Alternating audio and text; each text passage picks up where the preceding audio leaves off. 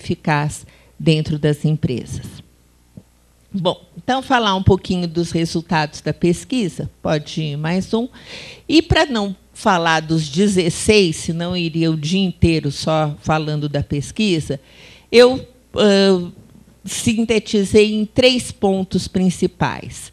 A partir dos resultados da pesquisa, o que dá para ver que tem sido feito pelas empresas, o que há por fazer e quais os principais desafios. Então, o que está sendo feito? Pode ir mais um.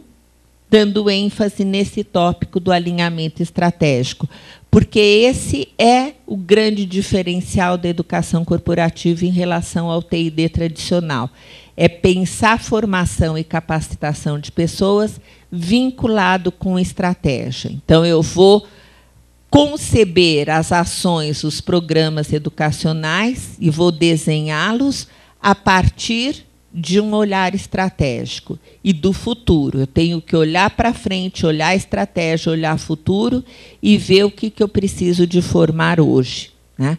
Então, esse é o conceito central que está ligado ao conceito de competências que faz a diferença na educação corporativa. Então, por isso que eu quis dar destaque nesse tópico. Então, nesse tópico, havia uma série de questões onde a gente perguntava, quem respondia o questionário era o gestor da educação corporativa da empresa. Então, nós perguntávamos, numa escala aí de Likert, né, de 5 pontos, de 1, discordo totalmente, até o 5, concordo totalmente, se as ações educacionais estavam associadas para atingir objetivo estratégico, direcionada para obter vantagem competitiva, se partem do mapeamento de competências estratégicas, que eu traduzo em competências das pessoas, né? Enfim, o que dá para ver desse bloco que está ligado a esse direcionamento estratégico? É que as empresas respondentes, de modo geral, concordam muito que estão fazendo a lição de casa direitinho, ou seja, estão concebendo os programas a partir de estratégia e com essa preocupação de refletir valores, de refletir a cultura. O único ponto... Tem laser? Não. O único ponto... O único ponto que não está sendo feito, na percepção dos respondentes, é a revisão dos programas obedecendo os ciclos de planejamento estratégico. Ou seja, na hora que estão montando e concebendo o sistema, estão fazendo como manda o figurino e como manda o conceito, mas estão esquecendo de revisar. E como tudo que é estratégico, se é esse o diferencial desse sistema, tem que ser revisado periodicamente. Um próximo. O que há por fazer?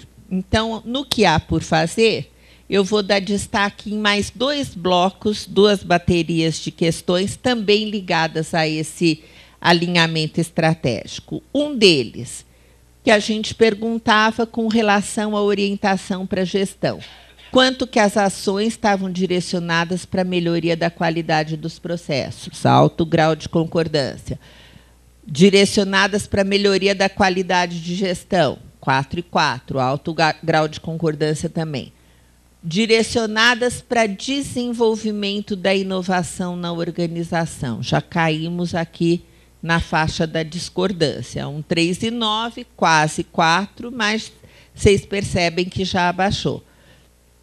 E quanto que as ações estão direcionadas para o desenvolvimento de empreendedorismo, 3 e 3. Aqui a gente já tem um sinal de alerta forte, né?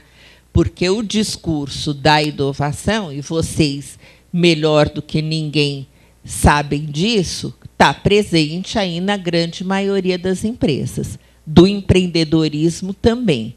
Agora, o que o gestor da educação corporativa está dizendo é o seguinte: eu concordo pouco que, na hora que eu estruturo o sistema, eu estou desenhando programas para desenvolver competências ligadas à inovação e empreendedorismo. O que é um sistema de educação? E aí não vale só para a educação corporativa, é para educação de modo geral, né? E por que é sistema? É intencional, é sistematizado, ou seja, eu desenho as ações para que, ao final da pessoa passar por todas aquelas ações, ela saia com aquele perfil desejado. Então, esse é o sistema de educação numa sociedade. Eu quero que a criança, o jovem, ao passar por uma série de ações, saia lá no final com o perfil que eu considerei ideal. Então, vocês percebem, aqui a gente tem uma incoerência séria. As empresas querem pessoas inovadoras e empreendedoras, mas, então, elas estão contando que tudo isso já vem pronto do mercado, porque no sistema delas elas estão esquecendo de contemplar isso na estratégia. E um outro ponto também, que eu acho que diz muito respeito aqui ao grupo de vocês, quanto que as ações estavam estruturadas para desenvolver competências para sustentabilidade. E aqui vocês vejam, nenhuma nem chegou perto de 4. Então, ações direcionadas para o desenvolvimento de competências para a sustentabilidade para o público interno, 3,6. Para o público externo, cai bastante, vai para 2,5. Competências técnicas e comportamentais. Então, também, sustentabilidade está na ordem do dia, mas se eu não estou estruturando ações para formar para a sustentabilidade, e isso, na grande maioria das empresas, também está no centro da estratégia, também acho que é um baita de um sinal de alerta. E é o que a gente comenta, sustentabilidade mais do que qualquer outro, porque não são só competências técnicas. Para você ter as competências técnicas e comportamentais ligadas à sustentabilidade, mais do que qualquer coisa é valor, né? Então, quanto mais eu falo de valores, mais eu estou falando da importância da educação. Então, lógico, você tem outros valores, como fraternidade, liberdade, né? Só que o que diferencia a sustentabilidade é o valor do futuro, né? Então, como que eu tenho que embutir determinados valores para que as pessoas se comportem hoje, contemplando naquelas 3 dimensões, financeira, social e ambiental, o impacto no futuro. Então, assim, mais do que qualquer outro tema, esse é um tema que depende de educação, tá? Então, aqui eu acho que é algo que há por fazer ainda do ponto de vista dos resultados da pesquisa. Queria ir também nessa linha do que há por fazer, falar um pouquinho da prática de EAD, né? Então, o que nós vimos com essas 54 respondentes? 70%, quase 71%, são programas presenciais, com empresas com atuação no âmbito nacional e global, muitas delas, né? Apenas 16% são à distância e 12% são mistos. E aqui, quando nós estávamos tabulando os questionários, teve lógico que eu não vou falar o nome da empresa, mas foi algo que chamou muita atenção. Uma das perguntas, um dos últimos itens do questionário, era sobre investimento, recursos, e a gente perguntava como que era distribuído o orçamento da educação corporativa. Quanto que ia para staff, quanto que ia para livro, quanto que ia para estrutura, quanto que ia para provedores, quanto que ia para passagem, estadia. E teve essa empresa que indicou que 60% do orçamento da educação corporativa era destinado para passagem e hospedagem, né? Gente, dinheiro que não vai para a sala de aula, seja presencial ou virtual, não agrega 1 centavo no desenvolvimento de competências, né? Isso também não é educação corporativa, isso é dado das pesquisas de educação. Dinheiro para agregar no desenvolvimento de competências tem que estar no programa, ou é o provedor, ou toda a parte pedagógica. Ou seja, 60% do orçamento dessa empresa, as empresas aéreas e os hotéis agradecem, mas, do ponto de vista de desenvolvimento de competências, está indo para o lixo, né? E aí, gente, aqui eu acho que não é que o argumento do EAD é só a redução de custos, né? Até porque eu acho que, no primeiro momento, ele não reduz, a gente até gasta mais. Mas é a questão da abrangência, da interação. Então, assim, e do ritmo mesmo. No ritmo que as empresas vão precisar investir para poder aproveitar esse momento de crescimento, não vai dar para ser tudo só no presencial, né? Então, vai ter que quebrar mesmo essa resistência. As empresas, as pessoas de qualquer idade, lógico que para as que já estão vindo aí nessa nova geração, não tem resistência a ser quebrada. Mas tem que pensar seriamente, eu acho que nesse ponto, né? Eu estava até comentando na vinda para cá, o que é o desafio hoje das empresas.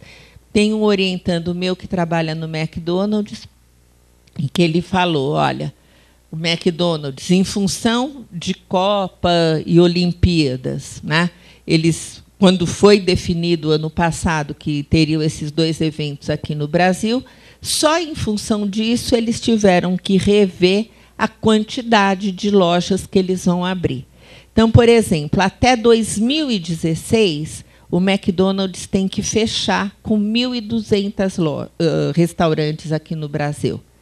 Em 30 anos de McDonald's, eles fecharam 2010, vocês sabem com quantas lojas? Com quantos restaurantes? É loja ou restaurante? Eles usam os mesmos termos. 600. Ou seja, em 30 anos, foram 600 McDonald's no Brasil. Em 5, vão ter que ser mais 600. Então, eles falaram, de onde vai vir esse povo para trabalhar, né? Vamos ter que formar. E ainda encarando um desafio que é muito maior no caso do McDonald's, que é o da alta rotatividade. Então, o que eu disse, só no presencial não vão formar nesse ritmo que precisam. E um outro ponto que também eu acho que diz muito respeito a vocês, que é a integração com gestão do conhecimento. Então, havia um bloco em que a gente perguntava a influência da educação corporativa na gestão do conhecimento, na captura, na organização, na transferência e na aplicação. A única que tem uma média um pouquinho mais alta, que chegando próximo do 4, é na aplicação. Bom, pelo menos isso, né? Quer dizer, ela está favorecendo que aquele conhecimento seja aplicado. Agora, o que ainda deixa muito a desejar? Na captura do conhecimento. E se a gente for pensar a oportunidade que é um curso, seja presencial ou à distância, para você capturar conhecimento da organização, ao não estar fazendo isso, já é um baita desperdício da educação corporativa. Vocês percebem? Que estão juntando executivos, estão juntando pessoas que conhecem o negócio da empresa, que conhecem as técnicas e não estão aproveitando esse momento para codificar. Então, quando eu falei para vocês, olha, do grupo lá de educação corporativa que a gente tem procurado fazer, é o óbvio, né? É isso, que, olha, pesquisa, tenta ensinar, aplica, na sala de aula captura conhecimento para daí você procurar publicar. Então, assim, é esse espaço educacional que eu acho que